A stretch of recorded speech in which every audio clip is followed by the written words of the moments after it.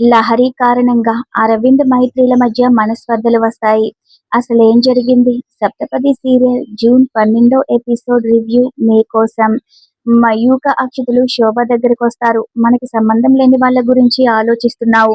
కన్నబిడ్డల మీద ద్వేషం ఎందుకు చూపిస్తున్నావు అని అడుగుతారు. మీ కూతుర్లుగా మాకు కొంత బాధ్యత ఉంటుంది. మాకొక్క మాట కూడా చెప్పకుండా ఇంత పెద్ద నిర్ణయం ఎలా తీసుకున్నావని వాళ్ళు అడుగుతారు. నేను సంతోషంగా ఉంటే నీకిష్టం లేదా? ఇలా ఎంతమందిని చేరదీస్తావు? ఎందుకిలా చేస్తున్నావని వాళ్ళు నిలదీస్తారు. వాళ్ళ మీద ఉన్న ఇంట్రెస్ట్‌లో సగం కూడా మా మీద చూపించడం లేదని వాళ్ళంటారు. మాకు కూడా మనసు విరిగిపోతే మేము కూడా ఇంట్లో నుంచి వెళ్ళిపోతామని మయూక, అక్షతలు అంటూ ఉంటే, అలా మాట్లాడుతున్నారేంటి మీరు? లహరి జీవితం వాడు నాశనం చేసేలా ఉన్నాడుగా. మనం అలా ఆలోచించకూడదు. కొద్ది రోజులు ఓపిక పట్టండి. మన కళ్ళ ముందు ఉన్న ఇంద్ర లహరిని ఏమీ చేయలేక ఇంట్లో నుంచి వెళ్ళిపోతాడు. మనం ఒకరి జీవితాన్ని కాపాడిన వాళ్ళమవుతాంగా, అర్థం చేసుకోవడానికి ప్రయత్నించండని శోభ వాళ్ళతో చెప్తూ ఉంటుంది. నువ్వెన్ని చెప్పినా నీకోసం భరిస్తున్నాం గాని, మా ఓపిక నశించిన రోజున మాత్రం మా నిర్ణయాలు మేము తీసుకుంటామని, ఈ ఇంట్లో నుంచి మేము వెళ్ళిపోతామని కోపంగా మయూక, అక్షతలు అక్కడి నుంచి వెళ్ళిపోతారు. మరో సీన్‌లో మైత్రి అరవింద్‌తో జరిగిందంతా చెప్తుంది. ఇంద్ర ఇంట్లో ఉండటానికి కారణం తనేనని శోభతో తను చెప్పిన విషయమంతా వివరిస్తుంది. లహరి కోసమే తప్పలేదని, అందుకే ఇలా చేశాను అని అంటుంది. నువ్వందరి గురించి ఆలోచిస్తావు గాని మా అమ్మ గురించే నువ్వు ఆలోచించలేకపోయావు అని అంటాడు. అత్తయ్య గురించి కూడా వెతుకుతున్నాం కదా. ప్రస్తుతం లహరి మానసిక పరిస్థితి బాగాలేదు. అందుకే ఇలా చేయాల్సి వచ్చింది అని అంటుంది. నువ్వు శోభ అత్తయ్యని నమ్మినట్టుగా నన్ను నమ్మలేకపోయావు. నా మీద నీకు నమ్మకం లేదు కదా అంటాడు.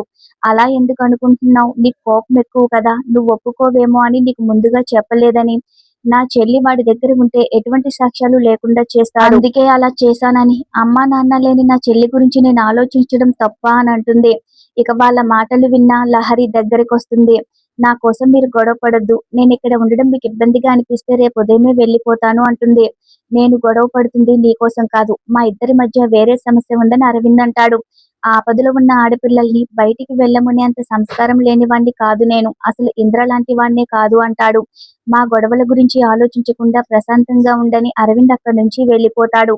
ఇక మైత్రి లహరితో, మీ బావకి కోపం ఎక్కువే కానీ ఆ కోపానికి కూడా అర్థం ఉంటుంది. మీ బావ మంచివాడు.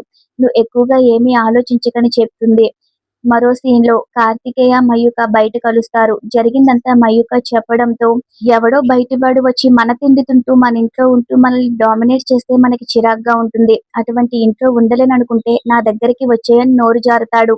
నీ దగ్గరికి వచ్చేయడమేంటి అని మయూక అంటుంది. అదే ఎక్కడైనా ఫ్లాట్‌లో ఉండొచ్చుగా అన్నాను. నీ ఫ్యామిలీని వదిలి వచ్చేయమని నేను చెప్పడం లేదు. నువ్వు తట్టుకోలేవు కాబట్టి అలా చెప్తున్నాను అంటాడు. అవును, నాకు మా అమ్మంటే చాలా ఇష్టం. నేను మా అమ్మని వదిలి రాలేను అంటుంది. మా అమ్మ మా గురించి ఎంత కేర్ తీసుకుంటుందో, చిన్న జ్వరం వచ్చినా కూడా గుళ్ళు చుట్టూ తిరిగేదని మయూక చెప్తూ ఉంటుంది. మా ఇంటి సమస్య గురించి ఎలా సాల్వ్ చేసుకోవాలో నేను చూసుకుంటాను అంటుంది మయూక. నీకెప్పుడు ఏ హెల్ప్ కావాలన్నా నేనున్నానని మాత్రం మర్చిపోవద్దని కార్తికేయ అంటాడు. ఇక మరోవైపు దేవయాని ఇంద్రతో మాట్లాడుతూ, నువ్వు ఆ ఇంటికి వెళ్ళడం ఇష్టం లేదు అంటుంది. నీ కొడుకు సంతోషం కోసం నన్ను కొన్ని రోజులు వదిలి ఉండలేవా అని ఇంద్ర అంటాడు. నేను నీ మీద ప్రేమ చూపించడం అని నువ్వనుకుంటున్నావు. నీ గురించి భయపడుతున్నానురా అంటుంది. నువ్వు చేసిన దుర్మార్గాల్ని కన్నతల్లిని కాబట్టి కడుపులో పెట్టుకున్నాను, భరించాను. నువ్వు వాళ్ళ ఇంటికెళ్తే అక్కడ నీ తప్పులు బయటపడతాయి. అనవసరంగా నీకిబ్బందవుతుంది. ఆలోచించొచ్చుగా అని దేవయాని చెప్తున్నా సరే, నా ప్లాన్స్ నాకుంటాయి. నువ్వెక్కువగా నా గురించి ఆలోచించొద్దని చెప్పి అక్కడి నుంచి వెళ్ళిపోతాడు. మైత్రి దేవుడికి దండం పెట్టుకుని, నా చెల్లెల్ని కాపాడడం కోసం ఆడపిల్లలు ఉన్న ఈ ఇంటికి పాపాత్ముడిని తీసుకొస్తున్నాను. ఆ దుర్మార్గుడు పాపాలు పండి వాడంతట వాడు వెళ్ళిపోయేలా చేయమని వేడుకుంటూ ఉంటుంది. ఇక తర్వాత ఇంట్లో అందరికీ హారతి ఇస్తూ ఉంటే అప్పుడే ఇంద్ర లగేజీతో వస్తాడు.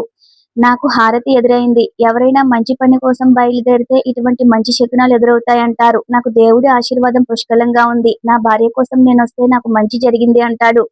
వెంటనే శోభ దగ్గరికి వెళ్లి ఆశీర్వదించమని అడుగుతాడు. పెద్ద మనసుతో నన్నింటికి రమ్మన్నారు. మీరు దేవతతో సమానమని కాళ్ళ మీద పడతాడు.